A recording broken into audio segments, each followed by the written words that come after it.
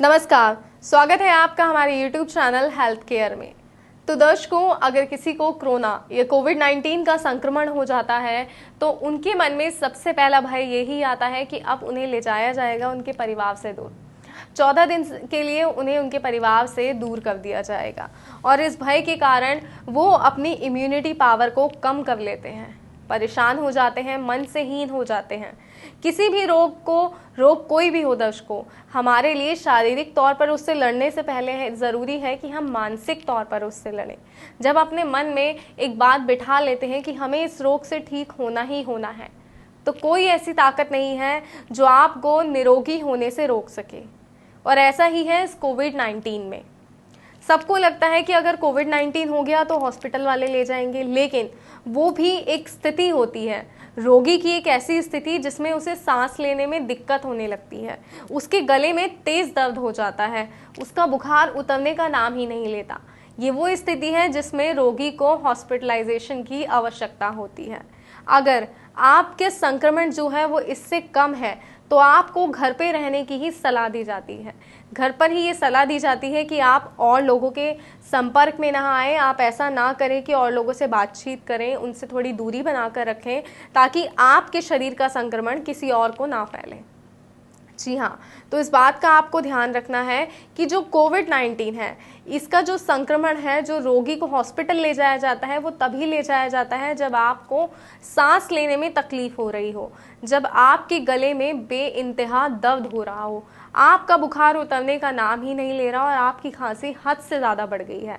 ऐसी अवस्था में रोगी को जो है हॉस्पिटलाइजेशन की ज़रूरत होती है। इसी अवस्था में रोगी को हॉस्पिटल ले जाया जाता है, लेकिन अगर उसकी अवस्था सामान्य है, उसको नॉर्मल संक्रमण जैसा संक्रमण है, तो उसे घर पर रहने के लिए और दवाइयाँ दी जाती हैं कि घर पर रहकर ही वो इस संक्रमण से निकल सके, ठीक हो सके और जो है वो अपने आप को स्वस्थ और निरोगी बना सके। और इसके साथ ही ज़रूरी है दर्शकों कि आप अपनी इम्यूनिटी पावर को भी घर बैठे बैठे बढ़ाएं।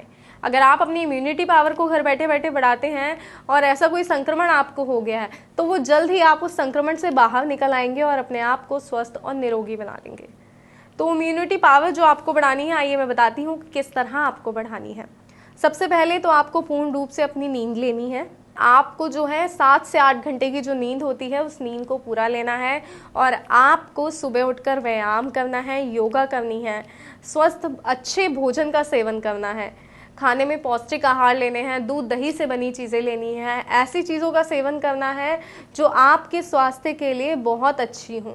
आप जो खाएं तो उसका असर आपके शरीर पर पड़े, आपका स्वास्थ्य उनसे बढ़ता ही जाए। ऐसी चीज़ों का सेवन जब आप करते हैं तो आपके शरीर की इम्यूनिटी पावर जो है वो बढ़ जाती है और फिर आप पूर्णतः ठीक हो जाते हैं। तो इसलिए इस बात से ना घबराएं कि अगर आपको ऐसा कोई रोग हो गया है तो आपको सीधा हॉस्पिटल ले जाया जाएगा। सिर्फ यही एक स्थिति जो मैंने आपको बताई है, यही होती है जब रोगी को हॉस्पिटलाइजेशन की ज़रूरत होती है। तो इससे पहले की अगर कोई स्थिति है तो आपको क्या करना है, आपको घर में ही रहना है और डॉक्टर जो दवाइयाँ देते हैं उन दवाइयों का सेवन करना है सही तरीके से, टाइम पर, और अपनी इम्यूनिटी बढ़ाने के लिए निरंतर कोशिश करते रहनी है। तभी आप जो है रोग मुक्त हो पाएंगे, अपने आप को स्वस्थ और निरोगी बना पाएंगे। तो दर्शकों, करना बस इतना है अब आपको कि आपको बार बार अपने हाथों को धोना है, अपने हाथों को सैनिटाइजर से भी धोना है आपको लगातार, और आपको मास्क लगा कर रखना है। लोगों से दूरी बनाए रखनी है कि किसी का संक्रमण आप तक ना पहुंचे। बाहर अगर आवश्यकता है तभी जाएं, अन्यथा ना जाएं। ज़रूरी ना होने पर घर से बाहर ना निकलें, लोगों के संपर्क में ना आए, मास्क लगाकर रहें और अपने आप को स्वस्थ रखें और अपने आप को स्वच्छ रखें, क्योंकि कई बार बीमारियां गंदगी से भी होती हैं।